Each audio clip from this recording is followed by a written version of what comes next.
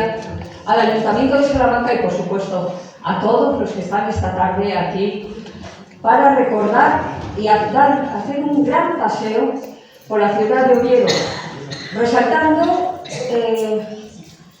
unas pequeñas, no sé cómo decirles, pequeñas notas. Tenemos que irnos para acaparar algunos acontecimientos históricos, porque si no, no entenderíamos por qué vamos a hablar hoy de la ciudad de Oviedo.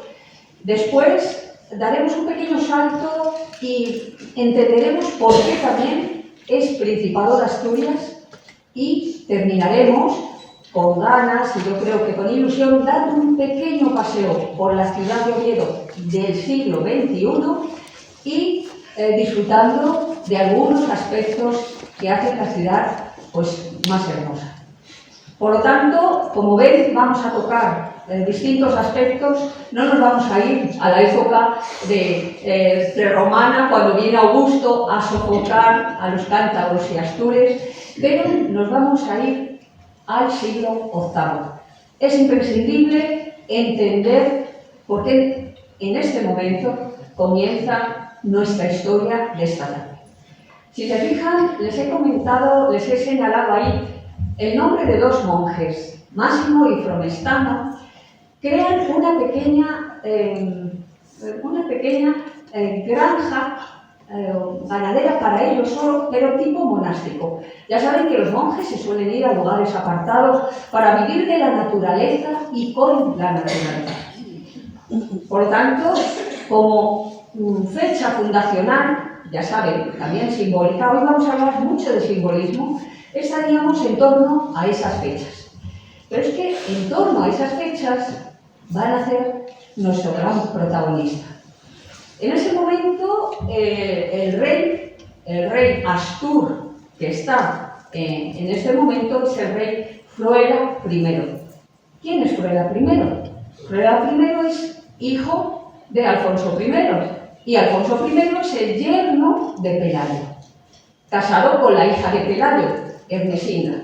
Por lo tanto, el reino Astur comienza en el 718 con la presencia de Pelayo, el que acompañó a Rodrigo, el que estuvo defendiendo con él en la batalla de Guadalete, el que perdió, el que fue a defender Toledo, el que se escondió en Asturias, volvió a enfrentarse a los musulmanes en el 718, fue hecho prisionero, llevado a Córdoba, se escapó y volvió a Asturias. Y en el 722, recuerdan, la batalla de Covadonga, empieza a resaltar el reino Astur. Por lo tanto, el primer rey Astur se considera a Pelayo, y habrá 13 reyes astures que configurarán, sobre todo, la ciudad de Oviedo. Pero estamos en el 761. He dicho que está el rey Floera I, que es, por tanto, nieto de Pelayo. Y en torno está casado con Munia, una vascongada, pero si en el sur hay conflictos y hay guerras entre los nobles descendientes de visigodos, porque, como ven, son prácticamente visigodos, también hay incidentes entre ellos. Por lo tanto, la mujer, Munia, que tiene a su hijo Alfonso, el que vamos a hablar ahora, Alfonso II, aquí en la ciudad de Oviedo, lo deja en manos de unos monjes en el monasterio de Samos, en la zona gallega, y ella se vuelve a su tierra. Esta forma de dejar a su hijo protegido en un monasterio es la manera más eficaz para asegurarse que puede llegar a heredar el reino, porque entre ellos siempre había bastante conflictos. El propio padre de Alfonso II, Floera, es el primer impulsor de la ciudad de Oviedo, creando dos construcciones, una pequeña iglesia y un pequeño palacio. Esta idea la tenemos que tener en mente a lo largo de esta tarde, hasta que luego nos vayamos al siglo XIV, etc. Porque todo rey heredero, estamos hablando del mundo hispano-musulmán visigodo, llevan siempre los mismos elementos: creación de lo más importante que es para ellos, su espiritualidad, sus creencias, y el Estado basado en las leyes y en el poder. Por lo tanto, son dos elementos juntos, Iglesia y su palacio, irán siempre unidos.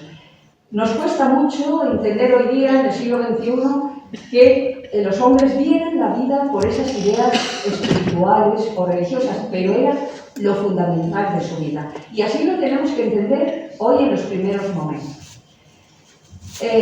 Fruela primero, hemos dicho que es el primer impulsor, el primer constructor, pero lleva su hijo Alfonso II, que es el gran benefactor de la ciudad de Oviedo, porque, si se acuerdan, Pelayo convierte a Cangas de Onís en capital del Reino Sur, luego pasará a Pravia, pero es Alfonso II el Casto el que lleva a Oviedo a configurarse como capital del Reino Sur. Por lo tanto, si el rey lleva a la capital a Oviedo, Oviedo empezará a desarrollarse. Será una ciudad emblemática y llena de símbolos, como vamos a ver esta tarde. Ahí lo ven reflejado porque Alfonso fue un hombre educado de una manera exquisita en un monasterio, un hombre muy culto, que conocía a los padres de la Iglesia, la gramática, la matemática, la filosofía, pero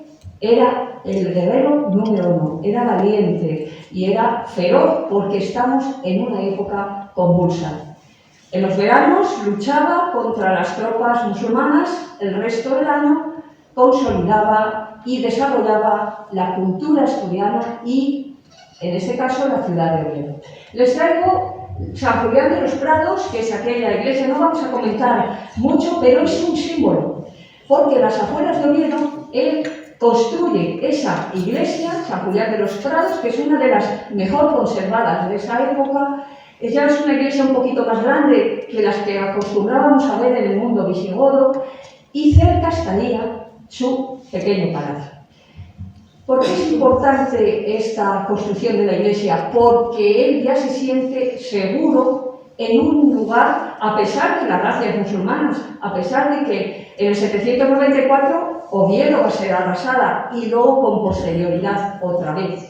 Pero él quiere ya implantar esos símbolos que son de sus antepasados. Y les traigo el interior, porque el interior también tiene un gran simbolismo y vamos a encontrar el elemento de unión de esta conferencia, de esta tarde.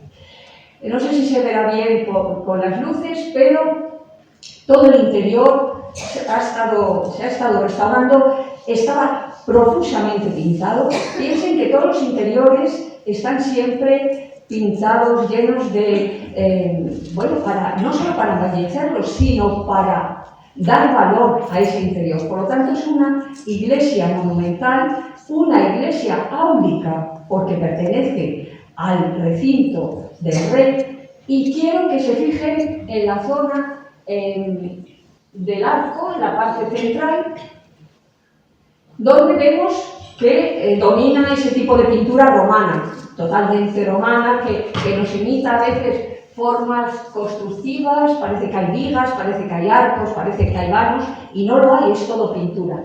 Pero en el centro, en lo que podría corresponder a la clave principal en color, nos aparece el elemento que nos va a dirigir esta tarde, la Cruz de la Victoria. La Cruz de la Victoria es el símbolo de la batalla de Covadonga. No quiere decir que esta cruz se siguiera allí, pero Pelayo y los poquitos que la acompañaron sí llevaban una cruz. Por lo tanto, este tipo de pintura nos lleva directamente al estilo arquitectónico romano, pero también hace un guiño, los que conocen la zona de Rávena, a los mosaicos de Rávena. Recuerdan que nos aparece ese tipo de casas, de palacios, aquí abajo está, con esas cortinas recogidas. Claro, están pintando un interior de una gran iglesia, porque Alfonso II, desde el primer momento, va a tener una gran relación con Carlomagno. No va a estar aislado, él va a ir conquistando lugares, van a ir conquistando prácticamente toda Galicia, y él va a llegar a conquistar Lisboa en el 798. Y le envía un un presente de aquella victoria al propio Carlomagno, que será proclamado emperador 2 años después. ¿Eso qué significa? Le está diciendo que él no llega a esa altura que llega Carlomagno, pero que está en sintonía con el pensamiento y con el poder de Carlomagno. Desde este momento, Alfonso II tiene 2 objetivos. Primero, convertir Oviedo en la gran capital espiritual. Vamos a ver cómo va a querer traer reliquias de todas las partes. Y segundo, va a querer convertir Oviedo en esa capital relacionada con otras capitales del mundo europeo gracias a la amistad con Carlomagno. Aquí le ven representado en una miniatura como orante, porque era una persona valiente, guerrera, culta, pero también muy espiritual. Y además aparece como orante porque durante su reinado se encontraron los restos, los supuestos restos del apóstol Santiago. Claro, hay algunos historiadores que dicen que, claro, estamos en la época de la restauración. Él nunca llamará reconquistas. Alfonso, todos los reyes asturianos, desde el minuto cero, con Pelayo y los nobles, se enfrentaron a que sus tierras fueran tratadas y, humilladas por otro tipo de personas. Por lo tanto, ellos quieren restaurar aquel imperio visigodo. Quiere convertir Oviedo en una nueva Toledo. Ese es el principal sueño de Alfonso II. Y además, al encontrar la tumba de Santiago, del supuesto Santiago, piensen en una cosa: la historia, leyenda de la presencia de Santiago en España no surge ahora, estaba ya en el siglo V. El propio San Isidoro de Sevilla, saben que fue uno de los hombres más cultos del siglo VII en esa Sevilla. Sevilla era en el siglo VII la ciudad más brillante, culta y poderosa de toda Europa, junto con Córdoba, Mérida, Toledo. Eran las ciudades más avanzadas de la Europa de aquel momento. Pues San Isidoro, en sus etimologías, en su historia enciclopédica, nos habla ya de esa historia leyenda de Santiago, que fue decapitado y que los discípulos, al ser decapitados, su cabeza cayó sobre el pecho, apoyada y sujetada por sus propias manos, y que la trajeron, los restos de Santiago, llegaron a las costas de Levante y de ahí pasó hacia quizá la zona final de la tierra, hacia cerca de Finisterre. Se encuentran ahora en torno al 812-814. El propio Alfonso II quiere saber si puede corresponder a Santiago y hace el camino de Oviedo a Santiago. Por lo tanto, se convierte en el primer peregrino del Camino de Santiago. Al llegar allí, por supuesto, había 3 tumbas. La del medio es la que podía corresponder al supuesto Santiago, con el resto de su calavera sobre el pecho. Y, claro, ¿quién nos dice que es Santiago? No lo podemos asegurar.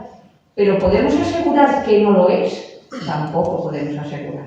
Por lo tanto, en aquel momento en que los reyes están jugando la vida por mantener vivo el espíritu visigodo y cristiano, en definitiva, se agarran a cualquier cosa, y en este caso parece que viene de forma simbólica que nos aparezca teóricamente el cuerpo de los restos del apóstol Santiago. Respecto al camino de Santiago, luego les apostillaré algo muy importante. Bien, Alfonso II va a desarrollar esa, como les he dicho, tiene un gran impulso constructivo en la ciudad, pero también sus seguidores. No tuvo hijos, por lo tanto, normalmente la línea visigoda nunca era hereditaria, eran elegidos, pero en este caso, al no tener descendientes tampoco, el continuador va a ser Ramiro I. Simplemente les traigo estos 2 edificios porque son emblemáticos también, son muy originales y están a las afueras de la ciudad de Oviedo. Ramiro I continuará con el mismo sueño que sus antecesores, convertir Oviedo en la nueva Toledo. Y les traigo por un lado, Ramiro I, que señalo ahí, aunque nace en el 790, empieza a reinar cuando muere Alfonso II, porque Alfonso II vivió 81 años, reinó durante 50. Fue un gran rey y un rey muy longevo.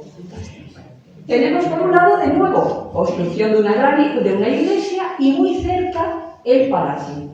San Miguel de Lillo, saben que solo se conserva una tercera parte, es una iglesia también regia, porque en la parte de arriba aparece la tribuna. La tribuna regia es el lugar donde el rey podía estar recibiendo y acudir a los oficios religiosos sin mezclarse con el resto de la población. Como ven, hoy día se ha añadido esta parte como parte para el altar, pero solo se conserva esa primera parte. Por dentro estaba toda llena de pinturas impresionantes. Han sido estudiadas por Ramón Corzo y se les da un valor muy importante, con una gran herencia de la pintura romana. Sobre ellas ven que hay una ventana protegida para que no se estropee, porque es una belleza. Es una ventana, como ven, con esos arcos algo pegantados, con ese sogueado que va a ser la típica característica de lo que se ha llamado el arte asturiano o prerrománico asturiano. Es un estilo muy original y con celosías, algo propio de la época. Origen, esas celosías las tenía Roma, pero sobre todo la zona oriental y la influencia de Constantinopla. Debió ser así, simplemente, como ven, le faltan 2/3, que no recuerda mucho los edificios que se están construyendo en Aquisgrán por parte de Carlomagno. Como ven, hay una gran influencia. Ramiro I sigue siendo amigo de los descendientes también de Carlomagno y sigue unido al Imperio Carolingio porque le interesa. La propia Santa María del Naranco, la llamamos Santa María del Naranco, pero era el aula regia, palaciega de Ramiro I. Se convirtió en iglesia en 1150, pero era un lugar palaciego. Está dividido en 3 alturas. La parte de arriba, donde está esa pequeña abertura, solo se guardaba el tesoro. Recuerden esta palabra, el tesoro. El tesoro era fundamental para el mundo visigodo, para el mundo hispano-romano visigodo. Luego hablaremos algo de ello. La parte central es la parte noble y abajo tiene una muy original escalera de 2 tiros, muy original, y dependencias a un lado y a otro. Fíjense, a un lado, una de estas dependencias de abajo, curiosamente se cree que era el baño o un aljibe, porque se han conservado unas pilas de agua. El mundo del agua era un desarrollo, lo desarrolló sobre todo el mundo romano y luego el mundo bizantino, de Constantinopla. Por lo tanto, ellos, que son herederos de ambos, nos demuestran aquí que desde el primer momento están trabajando para el desarrollo también de las construcciones relacionadas con el agua. También, como ven, simplemente el material es pobre porque las circunstancias no dan para más. La piedra se utiliza sobre todo en las esquinas y en los lugares más importantes, pero ven que es una estructura muy interesante, muy novedosa. Se ha dicho, el interior está totalmente decorado, los arcos que tiene, con una serie de medallones, 32 medallones, que incluso se dice que hay como una relación con el mundo del arte irlandés. Pero también se ha visto que hay influencia del mundo persa y del mundo bizantino. Debió de ser así Por lo tanto, volvemos a ver una estructura con un peso romano muy grande. Bien, terminamos nuestro reino Astur, son 13 reyes y cierra este reinado Astur otro rey muy importante para Oviedo, Alfonso III. Alfonso III, con su esposa, la reina Jimena, aparecen muchísimo los reyes asturianos siempre con sus esposas dibujados en las miniaturas. A Alfonso III le debemos grandes construcciones y grandes cosas en Oviedo. Él mismo pidió que se escribieran las crónicas desde el rey Bamba, desde el rey visigodo, hasta su época, hasta la época de Alfonso III. Verán en algunos sitios que se habla de la crónica de Alfonso III, es lo mismo que la crónica albeldense, simplemente que aquí recoge el nombre del monasterio, pero es la misma crónica. Relata todo lo ocurrido desde Bamba hasta el momento de su reinado. Y continúa con la construcción en Oviedo. Piensen que a final del siglo VIII Oviedo ha sido arrasada 2 veces. Y la primera iglesia, o el primer núcleo donde hoy día está la catedral, la iglesia del Salvador, quedó destruido, y Alfonso III va a construir en torno a ese siglo IX una torre llamada la Torre Vieja, que como ven llegaría hasta aquí, porque la parte de arriba ya es románica, esa es del siglo XI, estamos ahora en el XI, en el IX. ¿Para qué construye la llamada Torre Vieja? Para proteger la Cámara Santa. La Cámara Santa se conserva, como ven, solo esta parte, no sé por qué están tan distorsionadas bien, se conserva esa parte que, junto con la torre que ven arriba, parte de la parte románica, son las 2 construcciones más antiguas del conjunto catedralicio de Oviedo.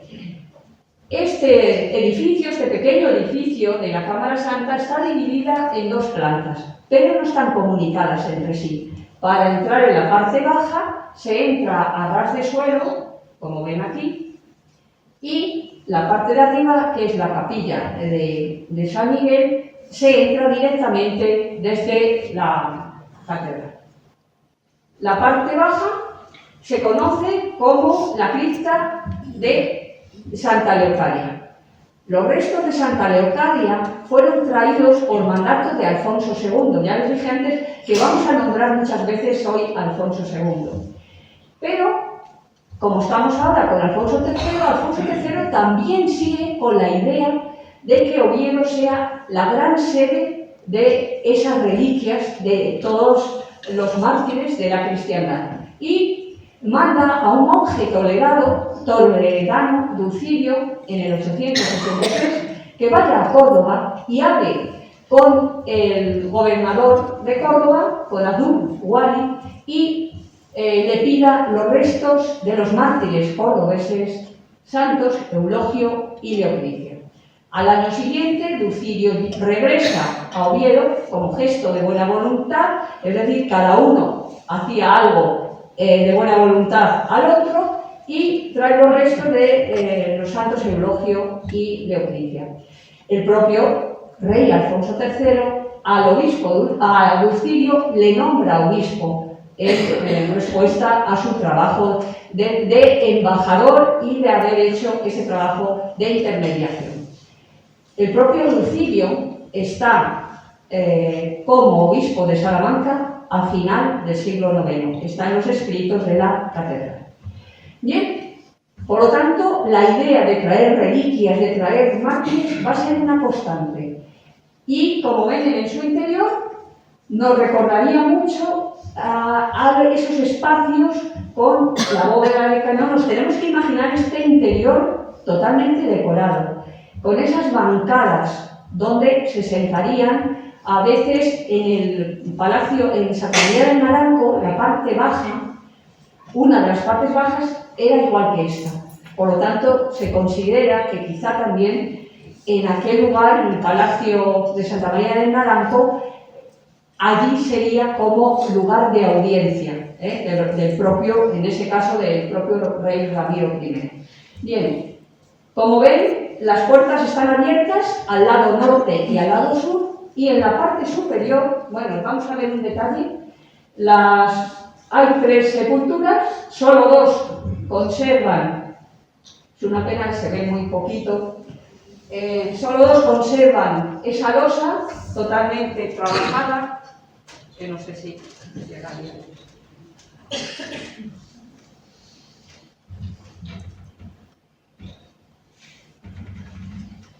No da más.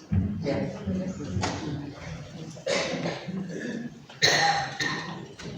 Se pierde mucha nitidez. Bueno, se conservan solo 2 losas, la otra, aquí a la derecha hay otro sepulcro, pero sin losas, y como ven al final hay un vano con una cruz griega. Los restos del obispo Dulcinio están aquí, debajo del altar, y en la parte superior les traigo un dibujo que no ven nada, creo que no se ve nada. Está todo lleno de pintura, todo muy semejante a San Julián de los Prados. No sé si no llegan a ver. Es que es una pena porque se pierde muchísimo la nitidez. Me da mucha rabia que no vean los detalles.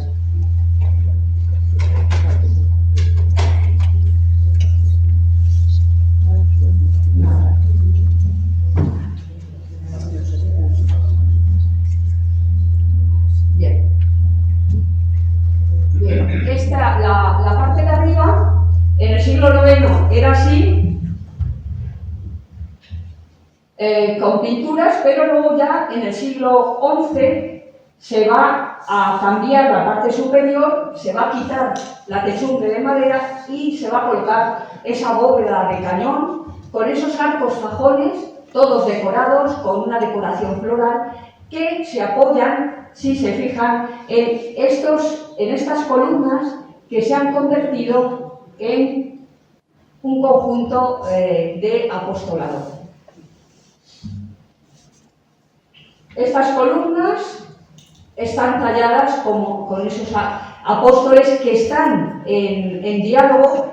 Se ha estudiado y se cree que están trabajadas o bien directamente por el maestro Mateo del Pórtico de la Gloria o por su equipo, porque la calidad de los pliegues, de los rostros y de los detalles son exactamente igual y son de una calidad extraordinaria. Como ven, sobre sus cabezas hay unos capiteles que nos recuerdan también esa forma troncopiramidal del muro bizantino, como una especie de cimacio, esta parte, y luego el resto bueno, aquí ven, fíjense qué detalle tan bonito, con una calidad extraordinaria, y todo el resto está rodeado por una línea de imposta con motivos florales. Esta es una fotografía, como ven cambia mucho, desgraciadamente, de lo pequeño a lo grande, de principios del siglo XX, porque saben que durante la Revolución de Asturias, 1934, la Cámara Santa fue dinamitada y quedó tal como la ven. Es decir, esta de abajo, que sería el altar encima de la tumba de Dulcinio, pues ven que quedó todo prácticamente destruido, a excepción del apostolado. Si se fijan, el apostolado no sufrió ningún percance, quizá algún roce, pero todos los conjuntos de columnas de apostolado se salvaron. Aquí les traigo una fotografía donde Gómez Moreno, que saben que es el gran historiador y gran defensor del patrimonio español, estuvo viendo, y para que vean cómo los conjuntos de apostolado sufrieron algún pequeño desperfecto, pero prácticamente quedaron intactos. Con lo cual se reconstruyó, y hoy día la Cámara Santa está, como la ven ahí, por supuesto es patrimonio de la humanidad desde 1998, y conserva el tesoro. ¿Y cuál es el tesoro? Estamos volviendo otra vez a la idea de Alfonso II, de Alfonso III. Hemos dicho que Alfonso III es el último rey de Astur, porque luego ya se traslada la capital a León. Bien, ¿qué tenemos? ¿Qué encierra la Cámara Santa? ¿Qué es ese tesoro tan grande? Lo estamos diciendo desde el principio. Es el conjunto de reliquias que desde esos primeros reyes astures fueron recopilando y guardando en estos contenedores. Por lo tanto, el tesoro no es la cruz de oro o las placas de plata de la Arca Santa, es lo que encierra en su interior. Por eso, cientos y miles en aquellos momentos dieron la vida por seguir conservando parte de ese tesoro. Y simplemente vamos a comentar, ya que estamos diciendo que esos elementos son parte del simbolismo y del quehacer de estos reyes, vamos a comentar 4 cosas. En julio del 2017 se presentó el Arca Santa porque se había restaurado, se habían limpiado esas placas de plata. El Arca Santa tiene una pequeña historia muy rápida que voy a comentar. En Jerusalén, los palestinos, los cristianos de Palestina, cuando llegan los persas sasánidas a Jerusalén, recogen todo lo de valor, las reliquias, y guardan esta caja, este arca, que era de cedro, del cedro del Líbano en aquel momento, guardan ahí varios objetos relacionados con la vida de Cristo y de la Virgen María. La trasladan a Alejandría, al norte de Egipto. Pero los persas sasánidas llegarán unos años después y conquistarán también el norte de Egipto. Por lo tanto, desde Alejandría, los monjes la traen hasta Cartagena. En el puerto de Cartagena se lleva hasta Sevilla. En Sevilla, en aquel momento, estaba de obispo San Leandro y la llevarán luego con posterioridad a Toledo. En Toledo, saben que tras la invasión musulmana, antes de que entren en Toledo en el 714, se llevan el arca y la esconden en Salto Torillo, en el monte Montsant. Allí estará escondido unos 80 años, hasta que Alfonso II de Asturias la lleva a Oviedo. Es decir, Alfonso II quiso tener en Oviedo todas las reliquias y todo lo que podía tener. Piensen que esta idea no viene solo de él, viene ya de la época de Santa Elena, del mundo de Constantinopla. Por lo tanto, el hecho de tener esas reliquias para el mundo cristiano era un refuerzo grande a todos los niveles. Este arca se había cambiado porque en Toledo estaba muy deteriorada y la madera se cambió a madera de roble. Se trasladó luego a Oviedo y el rey Alfonso VI, el que luego conquistará Toledo en 1085, unos años antes, fue a Oviedo y quiso abrir lo que había dicho. No se dijo, por supuesto, con testigos, no se tocó nada, se volvió a cerrar y luego la reina, doña Urraca, manda forrar esa caja con paneles de plata, con elementos bellísimos que hacen alusión a la vida de Cristo. En el 2017 se limpió, como ven es plata repujada, con planchas, son pequeñas plaquitas de plata incrustadas y puestas con clavos en el arca. Se estuvo limpiando. Esta es la tapadera representa la crucifixión, en medio de Cristo, en los lados los ladrones, y quedó así una vez limpia y restaurada. Se ha restaurado muchas veces, y como ven, está llena de pequeños clavos, de pequeños detalles, para que vean que no son placas enteras, ahí lo ven, y para que vean también cómo ha habido restauraciones a lo largo de más años. Bien. ¿Qué contiene el Arca Santa? Para haber trabajado tanto, para haber sufrido tanto todas esas personas. Pues tiene el llamado sudario. Según los asturianos, el pañolón. ¿Y qué es el sudario? Se cree que es el sudario de Cristo. ¿Y qué significa? El sudario de Cristo no sabemos si es de Cristo o no, al menos es un sudario que recogió la sangre y las marcas de la cabeza de un crucificado con todos los signos según nos cuenta el Evangelio. Pero tenemos que pensar un poco en el mundo judío. El mundo judío no se permite ahora y hace 2000 años, cuando una persona muere, y de estas maneras tan trágicas, no se puede permitir que se pierda la sangre o que se pierdan miembros de ese cuerpo y no sean enterrados en conjunto. Por lo tanto, el sudario posiblemente fue colocado en la cabeza de esa persona crucificada durante el descendimiento, es decir, antes de ser enterrado, para que esa sangre no se perdiera, no se cayera fuera del cuerpo. Y estaría doblada, se ha estudiado, les puedo decir que hay un estudio magnífico de la Universidad de Murcia con las personas más relevantes en la medicina forense, palinólogos, de todo tipo, y han estudiado, y esas dos bocanadas que vemos, esas dos grandes manchas, corresponderían a una lanzada que se da cerca del corazón, y una persona que lleva sin beber, que ha perdido mucha sangre durante más de un día, esa lanzada hace que el corazón expulse los últimos coágulos por la nariz y por la boca.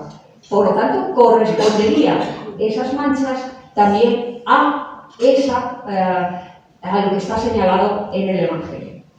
Luego, el sudario sería quitado de la cabeza, recogido y enrollado cuidadosamente y colocado en el sepulcro.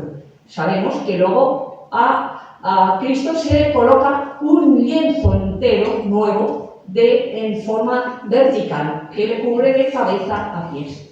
Se han estudiado, simplemente les digo 3 cosas. Se han estudiado las marcas, coinciden al 100% de este sudario con el sudario de Turín, con la sábana santa. La sangre es la misma, e incluso aquí se han encontrado el polen impregnado de sangre. Es decir, claro, el sudario se ha colocado antes a esa cabeza de esa persona crucificada que luego el lienzo. Por lo tanto, ese polen es originario de la zona de Palestina y está lleno de sangre. Por lo tanto, es un polen que ya estaba en la tela, no que se haya adherido con posterioridad. Hay un estudio maravilloso de Hermosilla, si alguien lo quiere buscar, de hace tan solo 1 año o 2 lo están publicando, es magnífico y desde el punto de vista, ya les digo, forense, es un estudio increíble.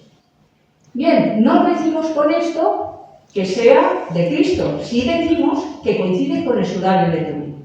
Y aquí empieza el camino de Santiago. Y dirán, ¿por qué? Porque cuando se tiene el sudario en Oviedo, empieza la primera peregrinación de Europa, sobre todo de Francia, hacia Oviedo. Por lo tanto, el Camino de Santiago no inicia la peregrinación del norte de lo que hoy día es España, la inicia la presencia del sudario. Como al poco tiempo se encuentra la tumba de Santiago, esa primera ruta francesa primero va a Oviedo y luego ya va hacia Santiago. Y luego hay otras rutas que van directamente a Santiago. Por eso se hace famosa esa frase: quien va a Santiago y no al Salvador, porque la Catedral de Oviedo está dedicada al Salvador, visita al criado y no al Señor. Simplemente se señala para que la gente siguiera yendo a Oviedo.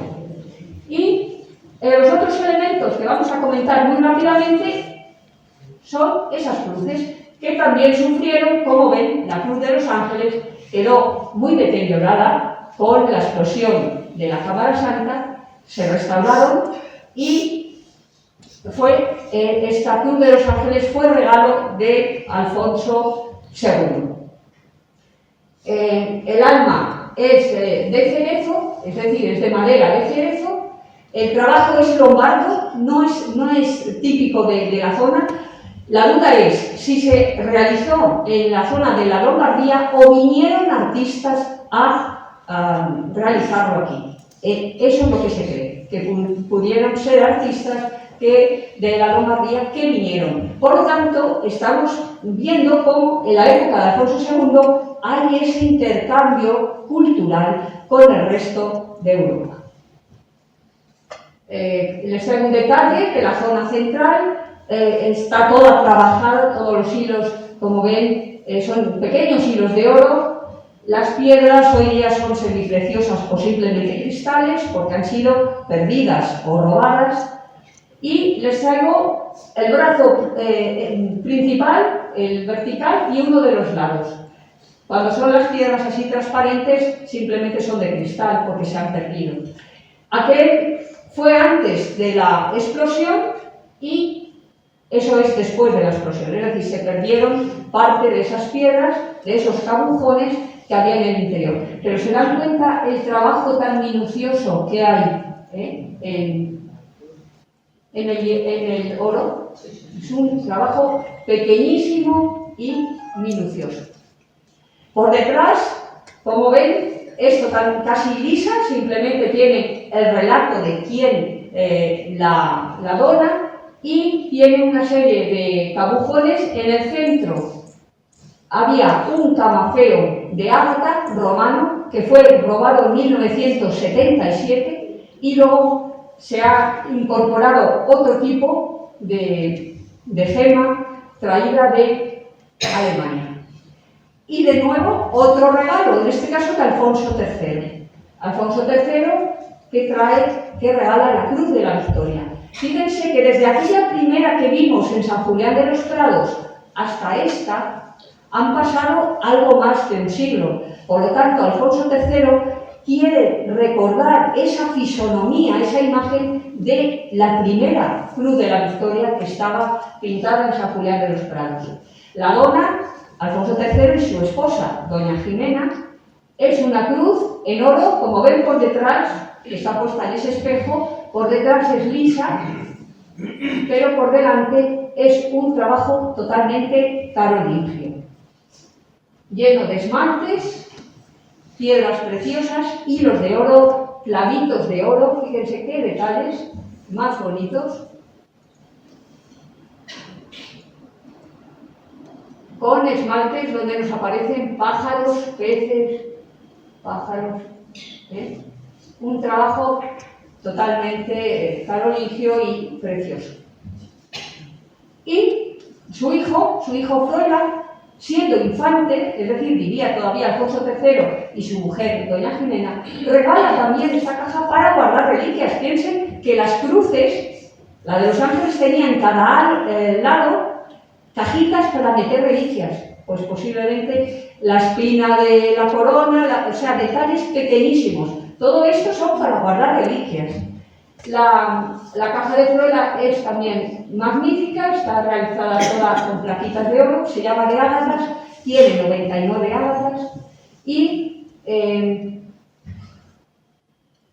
lo más llamativo es la parte de abajo, el solero, que es de plata, con la inscripción de los donantes. Nos aparecen la representación de los tetramorfos y tiene 129 clavitos a lo largo de toda esa plata.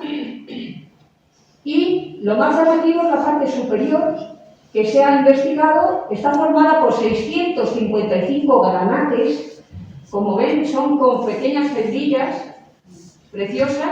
Quien pueda mirar aquí, yo creo que se ve mucho más bonito. Fíjense el trabajo de bolitas, de clavos, también con esmaltes y piedras preciosas. Por supuesto, la gran mayoría de esas piedras preciosas hoy se han perdido. Todo esto hace que la Catedral de Oviedo tenga un nombre, la Santa Ovetenses. que quiere decir por qué es la Santa Ovetense, sencillamente porque es la catedral de España con más cantidad de reliquias y de mayor calidad. Por eso, también la construcción de esta catedral, que empieza en 1300, dedicada a El Salvador, hace un guiño arquitectónico a ascender hacia el cielo. Por eso se nos ha quedado en esa pequeña torre, pero hace el juego desde el suelo hacia el cielo. Y en el campanario tenemos una campana llamada bamba, como el rey visigodo. Es la campana en uso más antigua que hay en España, realizada en 1219. Y, como estamos hablando de Oviedo y del Principado, tenemos que nombrar a Santa Eulalia, que se trajeron los restos también de la mártir. En este caso fue martirizada en Mérida por los romanos de la época de Diocleciano, y Santa Eulalia, esta capilla la pagó una familia privada, está dedicada a ella. Ese baldaquino barroco está realizado por Domingo Suárez de la Puente, y ahí están también las reliquias de Santa Eulalia. Esa es parte de la cúpula. Como ven, nos hemos pasado un buen rato relatando desde la época de inicio del Reino Astur hasta la consecución de la catedral con ese conjunto de reliquias. Y ahora les invito a trasladarnos al siglo XIV, porque es la segunda parte de nuestra conferencia. Y tenemos a Juan I de Castilla. Juan, por decisión soberana de Juan I de Castilla, hace que las tierras asturianas sean convertidas en principado. Esto se realiza dentro del contexto de las negociaciones que estaban llevando a cabo el duque de Lancaster, hermano del rey de Inglaterra, y el propio Juan I de Castilla, para poner fin a la guerra entre castellanos e ingleses. Esto se realizó en 1388. Con esto, ¿qué se conseguía al convertir las tierras de Asturias en principado?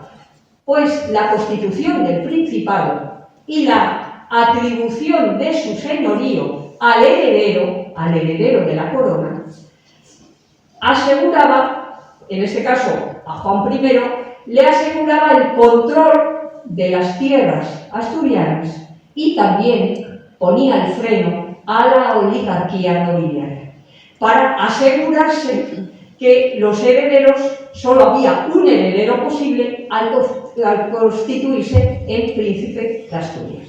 Por lo tanto, Juan I de Castilla, que estaba casado con Leonor de Aragón, tuvieron al primer príncipe de Asturias, que fue Enrique III de Castilla, con la condición que Enrique III de Castilla se casó con la hija del duque de Lancaster, Catalina de Lancaster. A partir de aquí, el Principado de Asturias ha ido sucediéndose a lo largo de todos estos siglos. Es cierto que a muchos momentos había grandes celebraciones a la hora de jurar como príncipe o princesa de Asturias. La última celebración que hubo, así importante, fue la de la futura reina Isabel II. En este caso, Isabel, la ven aquí en este grabado del monasterio de San Jerónimo. Isabel es esta niña pequeñita que jura el cargo de princesa de Asturias a la edad de 3 años. Es decir, es la última conmemoración importante que se hace. ¿Qué ha ocurrido desde entonces? Pues sencillamente que los herederos de la corona eran príncipes de Asturias, o se consideraban príncipes de Asturias desde su nacimiento, o bien desde el momento en que se producía el relevo. Pero el Principado de Asturias siempre enviaba una insignia al futuro o al futuro príncipe de Asturias. En este caso les traigo dos ejemplos. La hermana de Alfonso XII, la hija de Isabel II, Isabel de Borbón, la llamada la Chata luego, que fue princesa de Asturias durante un tiempo, con la insignia del Principado. Y les traigo otro cuadro, en este caso de Laszlo, con Alfonso de Borbón y Battenberg, el primer hijo de Alfonso XIII, con Victoria Eugenia de Battenberg, que también tiene, como ven ahí, su insignia de príncipe de Asturias. ¿Cuál era la insignia?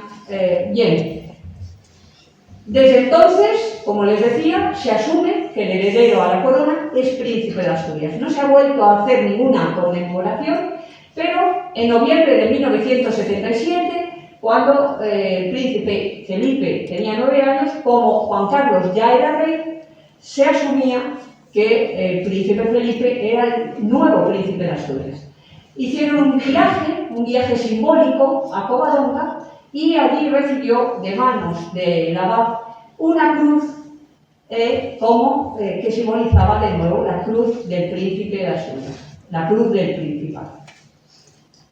Hoy día tenemos a la princesa Leonor, que aunque nació en el 2005, nuestra Constitución ya está señalado en el artículo 57.2 que el heredero desde su nacimiento es príncipe de Asturias o, como decíamos antes, en el momento oportuno que se produce el relevo. En este caso, Leonor no se convirtió en la auténtica princesa de Asturias hasta que su padre no fue proclamado rey en el 2014. Como no se hizo nada, a modo simbólico, 4 años después se la invitó a ir a Covadonga en el 2018 porque se celebraban 3 cosas. Se celebraban los 1300 años de la creación del Reino Astur, cuando Pelayo de 718 se enfrenta por primera vez a las tropas bereberes. También se conmemoraban los 100 años de la creación de la coronación de la Virgen de Covadonga, y se aprovechó, como ven la familia real está arriba, a visitar también de forma simbólica Covadonga. En Oviedo, en la calle Fruela, como ven, vamos a repetir mucho los nombres visigodos, los nombres de los reyes asturianos. Se creó por mediación del arquitecto Nicolás García Rivero en 1910 este edificio, que es ecléctico, como ven no tienen un estilo especial, donde está la Junta General del Principado de Asturias. ¿Cuál es su símbolo? La Cruz de la Victoria. Esta es la imagen de Oviedo, la imagen del Principado de Asturias y la imagen, en definitiva, piensen, la comunidad de Asturias no se llama comunidad, se llama Principado de Asturias. Por lo tanto, algo que Juan I de Castilla en 1388 decide, actualmente tiene una gran relevancia. Y esa misma cruz nos aparece, no sé si llegan a verla ahí, a ver, me acerco, ven ahí, la Cruz de la Victoria, en la primera portada de la regenta de Leopoldo Alas Clarín nos aparece esa insinuación a la Cruz de la Victoria, al Principado también, en definitiva de Asturias, en la novela. Recuerden que la novela, la palabra vetusta significa Oviedo. Bien, pues frente a la Catedral de Oviedo, que empieza nuestro pequeño paseo, saben que ahora hay una costumbre en todas las ciudades europeas de llenar la ciudad de esculturas. Oviedo fue una de las primeras ciudades en ir integrando esas esculturas, pero sobre todo gran parte de ellas están relacionadas con su historia, con el Reino Astur, en este caso, con su obra literaria y con las actividades de la propia comunidad, como vamos a ver. En este caso, Mauro Álvarez Fernández, en 1977, realizó esta bellísima regenta, que el mejor lugar para colocarla fue la plaza de la catedral. Es una escultura muy bella. Todas las esculturas en la parte baja explican lo que son y a quién representan. Como ven, una mujer ataviada del siglo XIX representa a Ana Ozores y, en definitiva, nos señala la obra de un gran escritor como Leopoldo Alas Planes. Pero la ciudad, al ser fundación, al ser Principado de Asturias, empieza a evolucionar de una forma mucho más rápida en el siglo XX y se crea el Auditorio Palacio de Congresos del Príncipe de Asturias. En este caso es un auditorio espectacular, bellísimo, totalmente se integra en la ciudad de Oviedo. Está realizado por el arquitecto Rafael Beza, discípulo de Calatrava, un hombre excepcional, un arquitecto que ha hecho una obra magnífica, que se atuvo al presupuesto de 18 millones de euros, y así fue hasta el final. Y el interior también es espectacular. Incluso aquí llamó a uno de los mejores físicos de audición de España, Higini Arau, para que estudiara y así realizar el interior. Fíjense que el techo parece que son como ondas para que la acústica, las ondas sonoras, fluyan de una manera pues, más eficaz y se oiga todo mejor. Es un auditorio de más de 2.500 asientos con 3 zonas que se pueden juntar. Y, por supuesto, está dedicado en la parte baja a la escultura del príncipe de Asturias, en aquel momento príncipe Felipe. El príncipe Felipe también va a aparecer por primera vez con algo que se crea nuevo el 24 de septiembre de 1980, y es la Fundación Premios Príncipe de Asturias. Se firma el acta, como les señalo ahí, en el Hotel La Reconquista. Fíjense que todo es tan simbólico, todo está unido al reino Astur, que estos premios simplemente quieren reconocer el esfuerzo, la concordia, la paz o las ciencias, las humanidades de las personas que han sobresalido a lo largo de ese año. En ese caso, la primera intervención de en aquel momento Príncipe Felipe fue en 1981. Y en la avenida de la Fundación Príncipe Felipe de Asturias se dan cuenta cómo el Principado de Asturias va dando nombre a calles, a avenidas y va creando nuevas cosas. Pues en esta avenida de la Fundación Príncipe de Asturias, Luis Sanguino realizó esta escultura de la paz, bellísima, que simboliza una mujer desnuda con 5 palomas. Alude un poco a los premios de la Concordia. Cada una de las palomas representa los 5 continentes. Pero el auditorio se fue quedando pequeño, se ha quedado solo el Auditorio Príncipe de Asturias para temas de sonido, para música, para conciertos, etc. Y se pensó que Oviedo, que está a lo largo del siglo XX y siglo XXI, está teniendo un desarrollo tan importante, se construyera otro palacio de congresos y exposiciones. En este caso se llama Calatrava. Y como ven, a las afueras de Oviedo, donde había estado el estadio de fútbol dedicado al Carlos Tartiere, pues se construye un impresionante palacio de congresos, como ven. Es enorme y es muy espectacular. La única pena, ya saben que Calatrava suele poner un presupuesto y se suele terminar cuadruplicando o quintuplicando el presupuesto. Los asturianos a este espectacular Palacio de Congresos le llaman el Centurion. porque le recuerda, ya saben cómo somos los españoles que solemos poner algo, algún bote, algún edificio. El interior es espectacular, también tiene un centro comercial y tiene distintas salas para congresos y conferencias. Como ven, es precioso.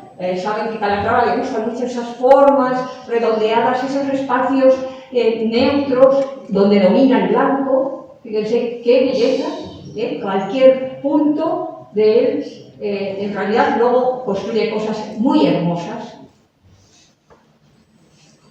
Y partiendo de la plaza del ayuntamiento, bueno, es una plaza que ha tenido nombres de todo tipo: plaza del ayuntamiento, plaza mayor, plaza de la Reconquista, de todo, ha tenido nombres de todo. Pero partiendo de aquí nos vamos a mover muy poquito para disfrutar de esas pequeñas esculturas que van reflejando motivos de la historia de la propia ciudad de Oviedo. Esta plaza de Trascorrales, que la han arreglado, este edificio es precioso, los suelos, quienes conocen acá Oviedo saben que los suelos son muy bonitos, juegan con colores. En torno a esta plaza vamos a ver varias esculturas. Una de ellas, realizada por Manuel Linares, es la lechera, que simplemente quiere dar un valor a aquellas mujeres que venían de los extrarradios de la ciudad a vender su leche. Nos vamos a acercar un poquito más. Fíjense, es la mujer que traía sus cántaras, la borrica está bebiendo agua. Por supuesto, siempre abajo de las placas explica todo lo referido a la escultura. Son esculturas que hacen un guiño, ¿no?, a sus tradiciones. Curiosamente, en 1929, el ingeniero Sánchez del Río construyó este gran paraguas, la plaza del paraguas, para cobijar a las lecheras que venían de fuera y vendían su leche para que no se mojaran. Por lo tanto, como ven, los edificios, las plazas se van desarrollando en función de las actividades del momento. Muy cerca, también de la plaza de Trascorrales, dando un poquito la vuelta, nos aparece esta mujer que recuerda a la pescadera. Entonces las pescaderas vendían el pescado en cestas por las calles y también es un homenaje a esas mujeres trabajadoras que venían o traían el pescado de la zona de la costa. Fíjense qué detalle más bonito que nos realiza aquí Sebastián Miranda. Un poquito alejada la plaza del Fontal, volvemos a ver a una bella escultora, en este caso Carmen Fraile, esculpe la bella Lola. Esta escultura fue pagada por el Ayuntamiento de Torrevieja en un hermanamiento que hubo entre las dos ciudades, entre Oviedo y Torrevieja, y alude a la espera de las mujeres cuando los hombres van a la mar y tienen que esperar a que regresen a la orilla, ¿no?, después de pasar muchas horas en alta mar. Por lo tanto, como ven, todos son pequeños guiños a las actividades de la zona. Y hablando de mar, el propio Dalí trajo aquí una escultura impresionante. Dalí realiza esta escultura en 1975, se coloca aquí a finales del siglo XX y él la titula El hombre sobre el delfín. Claro, es una escultura en donde Dalí representa el mar Mediterráneo, ¿no?, con esas olas, esas espumas, y ha creado un animal imaginario. Y él mismo casi parece que va volando sobre la espuma del mar. En este caso está enfrente de la plaza de los ferroviarios. Es una escultura también muy del estilo de Dalí, pero también muy impresionante. Y acercándonos, creo que van a entender el recorrido que estamos haciendo. Hemos partido de la plaza mayor, de la plaza del Ayuntamiento, y nos vamos a acercar a donde se dan los premios Príncipe de Asturias, porque nuestra conexión de hoy, como ven, es el Principado de Asturias. Bien, cerca, en la Plaza de la Escandalera, pues tenemos una presencia del escultor Botero con la maternidad. Ya saben que las esculturas de Botero son enormes, son grandes, es muy bella, tiene un brillo impresionante y lo bueno de estas esculturas es que puedes ir viendo cada parte, según das la vuelta, distintos momentos de la propia escultura. Muy cerca de ella nos aparecen los asturcones de Manolo Valdés, aludiendo a aquellos caballos fuertes, pequeños, pero resistentes, que recuerdan posiblemente muchos de estos asturcones estarían al lado de los reyes astures, porque en aquel momento caballos tenían pocos y mal, por lo tanto se sigue haciendo un guiño al pasado y al desarrollo en la propia ciudad de Oviedo. Seguimos dando la vuelta, nos estamos acercando al Teatro Campo Amor. Y antes de ello, en la calle Pelayo, nos aparece el Pulis Monumentalibus. Es una obra realizada por Eduardo Úrculo, que nos recuerda también, yo creo que quien pueda ver este lado se ve muy bonita, nos recuerda muy bien el trabajo que hacía nuestro escultor de Béjar, Mateo Hernández. Mateo Hernández trabajaba las piedras duras, los pórfidos, las dioritas, el mármol, y luego había creado unas herramientas para dar esos brillos espectaculares a las obras. Pues un poco nos recuerda Eduardo Úrculo este tipo de trabajar. Por supuesto, ahí ya ven el Teatro Campo Amor, que se llama así gracias también a Leopoldo Alas Clarín, cuando fue concejal. Porque Ramón Campo Amor era un poeta monárquico, pero aún así Leopoldo Alas Clarín quiso que este edificio dedicado al teatro y a la cultura tuviera el nombre del gran poeta Ramón Campo Amor. Por supuesto, hoy día el edificio ha cambiado porque también fue dinamitado, solo se conserva parte de la fachada. Les tengo ahí señalada una escultura que luego vamos a ver, pero saben que aquí, aquí es el escenario de entrega de los premios Príncipe de Asturias.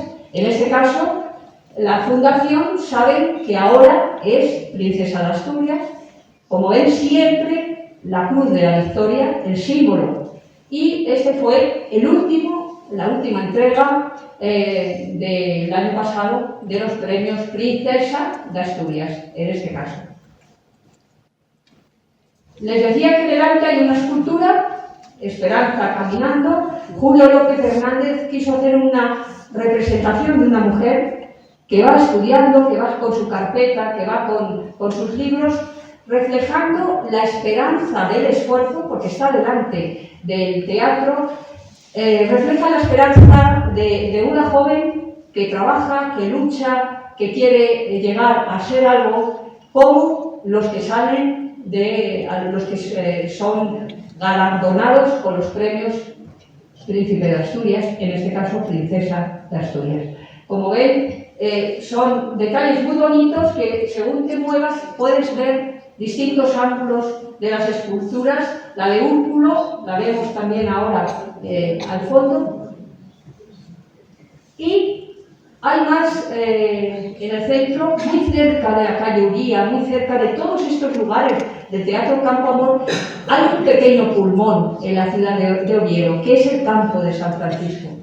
El Campo de San Francisco saben que es un campo actual con muchísimos tipos de plantas y de árboles y aves acuáticas y pavos reales, etc. Tiene este nombre porque San Francisco de Asís, y ya lo enlazamos con el próximo día, cuando viaja a Oviedo para ir a ver al apóstol Santiago, para aquí, y aquí funda un convento. Lo que hoy día es parque fue en su momento el convento de San Francisco. Por supuesto, hay una escultura está referida a la presencia de San Francisco de Asís en Oviedo, y todo lo demás, como ven, son paisajes y lugares emblemáticos.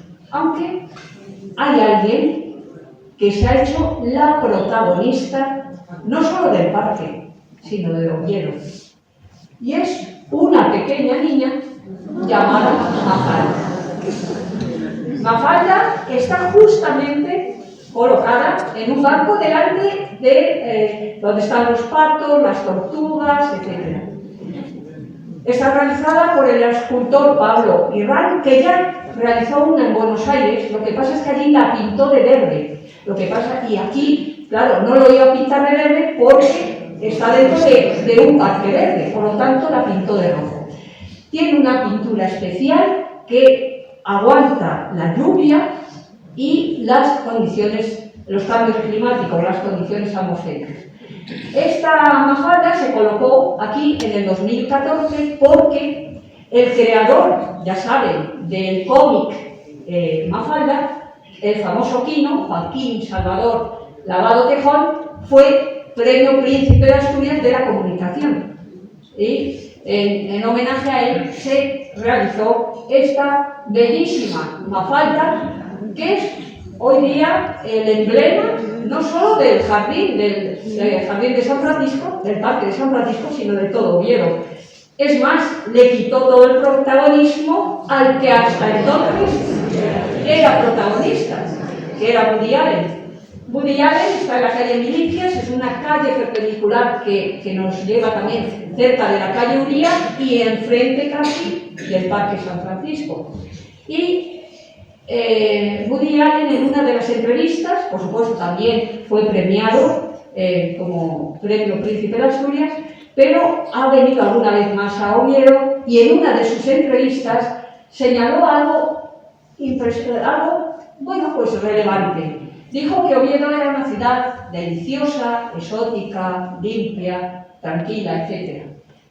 Es como si no perteneciera a este mundo, como si no existiera. Oviedo es como un cuento de hadas. Como ven, Oviedo no empezó siendo un cuento de hadas. Desgraciadamente, Oviedo llevó mucho esfuerzo, mucho trabajo, pero esos valores del pasado, de aquellos primeros reyes que transmitían o habían transmitido esos valores hispano-romanos visigodos, queriendo hacer esa Toledo nueva en Oviedo, y que luego, en época de Juan I de Castilla, se convierte en Principado de Asturias, capital del Principado de Asturias. Oviedo sigue siendo una ciudad, como diría Woody Allen, exquisita, pero no de cuento de hadas, aunque en realidad saben que hay un hada, que es la propia Mafalda, que se ha adueñado del Principado de Asturias. Aquí quedamos.